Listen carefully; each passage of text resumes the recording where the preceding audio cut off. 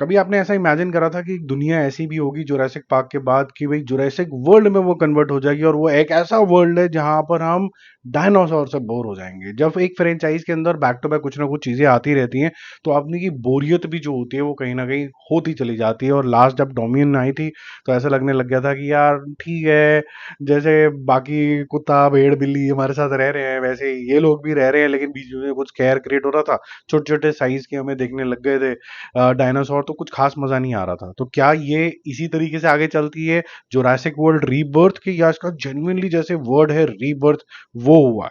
ठीक है, तो मुझे लगता है कि इसका रीबर्थ हुआ है और मेरे ख्याल से बहुत जबरदस्त तरीके का ये रीबूट है। मैं ये नहीं बोलूंगा बिल्कुल परफेक्ट है, छोटी मोटी कमियां जरूर है, लेकिन ये एब्सोल्युटली लार्ज स्केल की है। ये कह सकते हैं कि जुरासिक फ्रेंचाइज जो है वो it is back and how next level का स्केल यहाँ पर दिखाया गया है। जिस तरीके के जो क्रीचर डिजाइन हैं वो बहुत ही फैंटास्टिक आपको यहाँ पर लगने वाले हैं। सबसे बड़ी बात है कि इनका स्केल इतना बड़ा है कि आपको जेन्युइनली डर क्रिएट होगा। और यहाँ पर जिस तरीके से स्कारलेट जॉनसन और उसकी जो टीम जाती है डीएनए एक्सट्रैक्ट करने के लिए, वहां पर जब नॉर्मल लोग भी दिख जाते हैं बाई चांस उस आइलैंड के अंदर और उनका डायनासोर से सामना होता है, और ये हालांकि मर्सनरीज हैं, इनसे भी वो डायनासोर जो हैं वो कहीं ना कहीं हैंडल नहीं होते हैं। ठीक है, तो काफी बड़े स्केल के ऊपर ये बनी है। तो आपको जो थ्रिल का क्वेश्चन होता है, जो पर्पस होता है कि भाई ये करने क्या गए थे, भाई क्यों डायनासोर के मुंह के अंदर जा रहे हो, क्यों इस आइलैंड के अंदर जा रहे हो, एक तो पैसा इन्वॉल्व है, ह्यूमन लालच होता ही होता है, फिर एक बड़ी कंपनी भी है भैया जिसको डायनासोर का डीएनए एक्सट्रैक्ट करना है और उसका मानना ये है कि वो काफी सारी प्रॉब्लम्स सॉल्व कर देंगे ह्यूमन डिजीजेस की। तो अब वो यहाँ पर भेज देते हैं टीम को।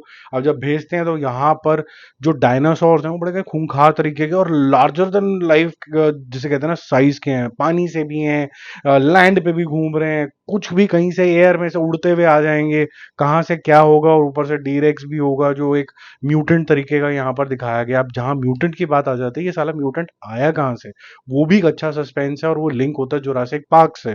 तो वो जो लिंकेज बिठाई गई है आफ्टर ये रीबर्थ और रीबूट दोनों का काम करता है, वहां पर आपको अच्छा दिखता है। साउंड डिजाइन वगैरह अच्छा है, स्टोरी जैसे मैंने बोला पर्पसफुल है। आपको जाना तो वहां पड़ेगा, लेकिन अब फाइट भी करना पड़ेगा डायनासोर से। क्या डायनासोर अभी भी वहां पर रह जाएंगे या फिर एक्सटिंक्ट हो जाएंगे, या फिर वो दिखाता है ना मूवी के अंदर एक अंडा रह गया वैसा वैसा नहीं है, बट मोस्ट प्रोबेबली इसका सेकेंड पार्ट भी बनेगा।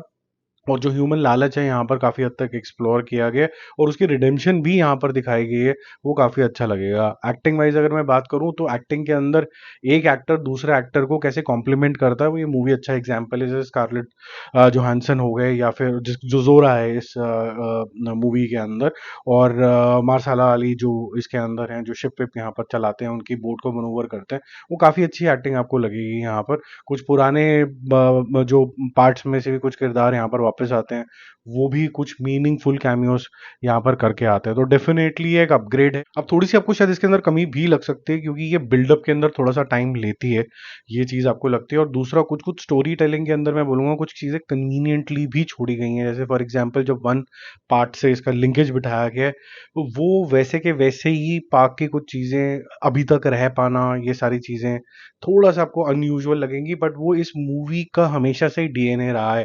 जैसे फर्स्ट एवर पार्ट के अंदर भी कैसे मच्छर से डीएनए निकाल लिया था, तो कुछ एक क्रिएटिव लीप हर जगह पे ली गई है। अगर आप उसको थोड़ा सा इग्नोर कर दो तो मेरे ख्याल से आपको सारी मूवी थोड़ी सी ठीक ठाक सी लगने लग जाएगी। आप ये भी शायद थोड़ा सा और फील करो कि जहाँ पर स्कारलेट की और मार्शला, बिकॉज वो बहुत अच्छे एक्टर्स हैं, वो बहुत आपको सुलझा हुआ काम करते हुए नजर आएंगे।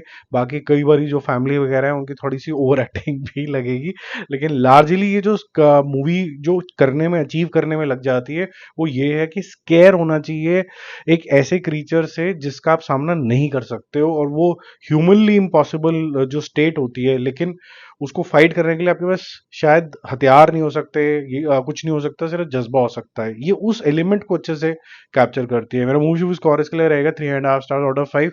It's a very good reboot और विजुअली तो ये स्पेक्टेकुलर लगती है, उसमें तो कोई डाउट है ही नहीं। मैंने इसको 3D के अंदर देखा है, आप भी 3D के अंदर देखना। और जो साउंड डिजाइन है वो ऐसे जब आवाज घूमती है तो मतलब आपको लगता है कौन कहाँ से आया, एक बार तो पीछे आप भी मुड़ ही जाओगे। बाकी जल्दी मिलते हो रिव्यूज और अपडेट्स के साथ। Stay connected. If you new to the channel, you know what to do यार, प्लीज सब्सक्राइब। Bye bye.